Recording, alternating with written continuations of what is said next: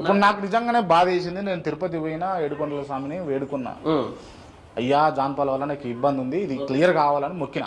Okay, అది immediate గా with in the hours అయిపోయింది నాకు. ఓకే, ఆ దేవుడు ఉన్నట్టే కదా. ఓకే, నేను దాన్ని అనట్లేదు, ఉన్నట్టే కదా, నేను దాన్ని అనట్లేదు. ఒకవేళ ఆ దేవుడే లేకపోతే అది జరగదు కదా అని అంటాను. వినండి, బైబుల్లో చాలా స్పష్టంగా చెప్పబడిన మాట ఏంటంటే, నేను చదివి వినిపిస్తాను.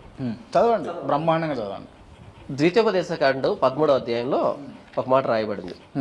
ద్వితీయోపదేశకాండం 13వ అధ్యాయం 1వ వచనం నుంచి, ప్రవక్తయే గాని కలలు కనువాడే గాని నీ మధ్యను లేచి నీ ఎదుట సూచక క్రియనైనను మహత్కార్యమునైనను చేసి నీవు ఎరుగని ఇతర దేవతలను అనుసరించి పూజింతము రమ్మని చెప్పిన ఎడల అతడు నీతో చెప్పిన సూచక్రియ గాని మహత్కార్యం గాని సంభవించినను ఆ ప్రవక్త మాటలను కలలు కనువాని మాటలను వినకూడదు.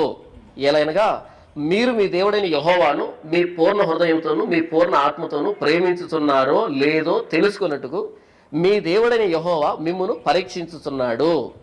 మీరు మీ దేవుడైన యెహోవాకు లోబడి ఆయనకే భయపడి ఆయన ఆజ్ఞలను అనుసరించి ఆయన మాట విని ఆయనను సేవించి ఆయనను హత్తుకొని ఉండవలెను. ఇక్కడ ఏమని రాస్తున్నాడు అంటే, వాళ్ళు చెప్పిన మాట సంభవించినా సరే జరిగినా సరే వాటిని మీరు వినకూడదు అని చెప్తున్నాడు. ఎందుకు అనంటే, బైబిల్ దేవుణ్ణి మాత్రమే పరిచయం చేయలే, అపవాది సాతాను అనేటువంటి దయ్యపు శక్తిని కూడా పరిచయం దేవుడు రాయించాడు. దేవుడు రాయించాడు. అట్లా ఎట్లా అన్నా, ఎంత అడ్వాన్స్డ్ గా ఇట్లాంటివి కూడా, మరి ఇంత అడ్వాన్స్ గా రాశాడంటే ఆయన దేవుడే కదా.